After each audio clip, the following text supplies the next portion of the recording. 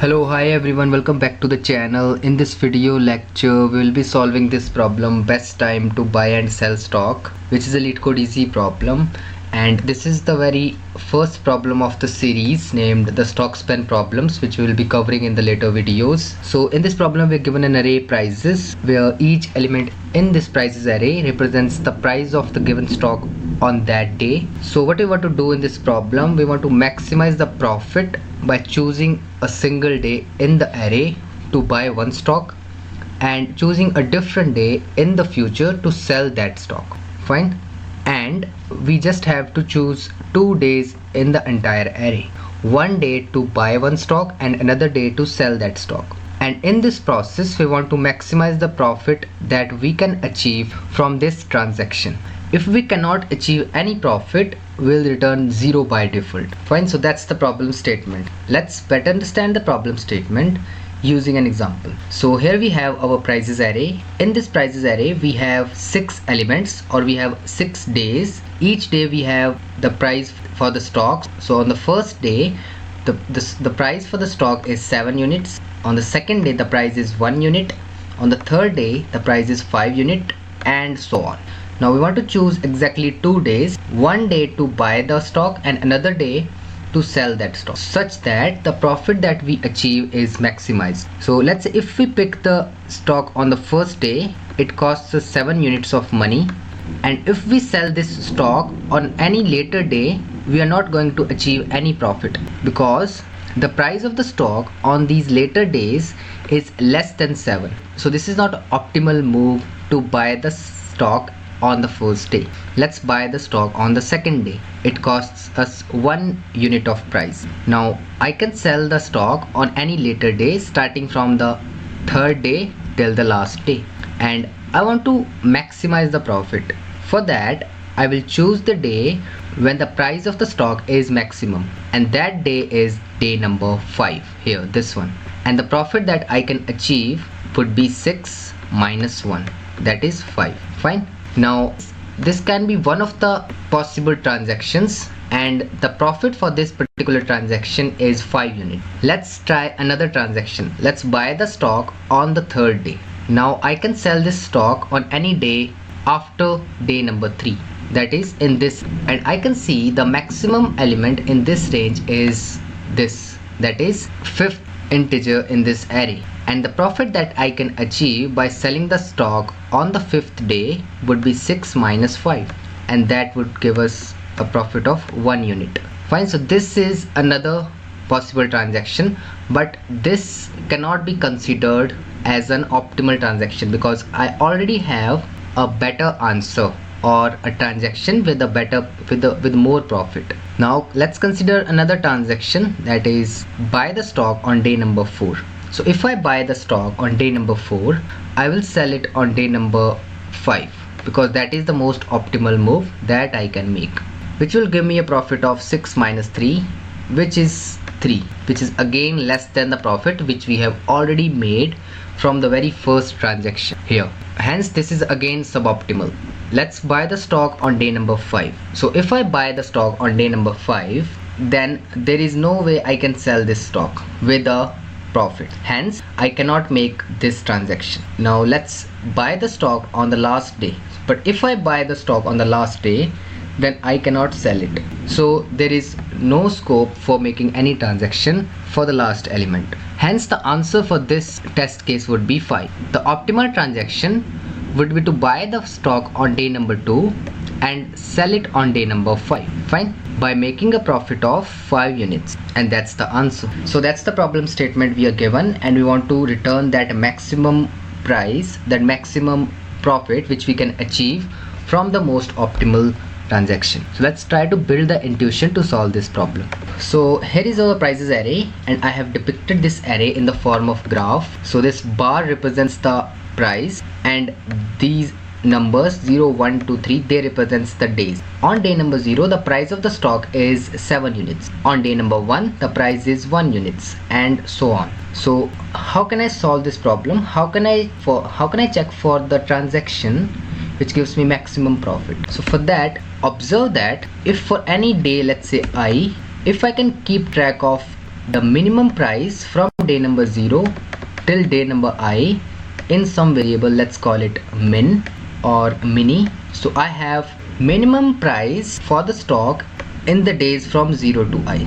So in this variable I store the minimum price for the stock in this range, that is from 0 to I. If I have this minimum till ith position, then I can simply update my answer. Let's say initially the answer variable stores 0. So this answer basically stores the maximum price. So initially it is 0. So for any point, for any position I or for any ith day, the price is, let's say, P. Then P minus mini would be the maximum price, would be the maximum profit which I can achieve till ith day, because P is the price on day number I, while mini is the minimum price of the stock in this range from 0 to I, where I is not included. Fine. So I have a minimum element or minimum price from 0 to I minus 1, and for ith element I have the price as P. Then P minus mini would be the maximum profit which I can achieve till ith day. Fine. So that's the idea. That's what I'm trying to do. I'm simply trying to keep track of this minimum variable, and for each position I will calculate this term P minus mini, where P is the price on that ith day, on the day on which I am standing, and I will keep updating my answer with this value. Like if this value is greater than the answer which we already have, then I will update my answer, and for each position I will also be updating my mini variable. Fine. So we need two things to calculate the maximum price till ith day. So we need two values till position I to calculate the maximum answer or the maximum profit which we can achieve. That is the minimum price of the stock and the price on the ith day. I hope you're getting the idea. Let's dry run the approach which I am trying to induce here. So let's start from day number 0. What would be the minimum element at day number 0? And let's say we store the maximum element till that position as well. So the maximum element would also be 7. So if I buy the stock on day number 0 and I sell it on the same day, then the profit which I am going to make would be 0. Fine. So this is the scenario while standing at position number 0. Now I move to position number 1, that is here. Here I can see that the price of the stock would be 1, and this price is lesser than the price which we already have. Now in this range from 0 to 1, the minimum price would be updated to 1. Same goes for maxi, because this will store the price for the element which exists after this mini. Fine. Because I am going to sell the stock. Let's say if I buy the stock on ith day, then the stock would be sold on day starting from I plus 1 till n minus 1. So this is the price. Okay, so and the profit till now would be 0. Then I move to the third element which has a stock price as 5 units. The stock price on day number 2 is 5 units and the minimum price contains 1. So the profit which I can make on day number 2 would be 5 minus 1, that is 4 units. So I can make a profit, hence I update the profit to 4.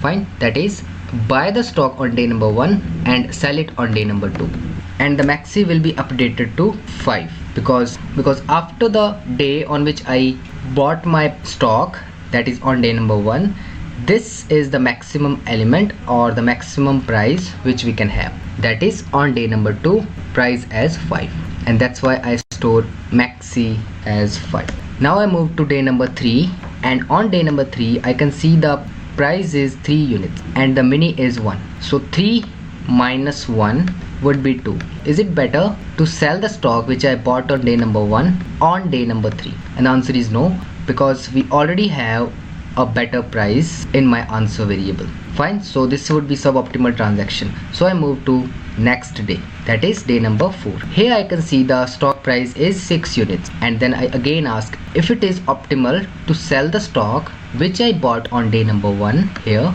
to sell it on day number 4 here, and the answer would be yes, because the profit that I would be making in this transaction would be 5 units of price, which is better than the profit which I already have. Hence I update my profit variable to 5, and the maxi is also updated to, because till this point after I bought the stock on day number 1, this is the maximum price on which I sold the stock, that is 6 units of price. Fine. Hence the answer will be 5 till this point. Now I move to next day, which is day number 5.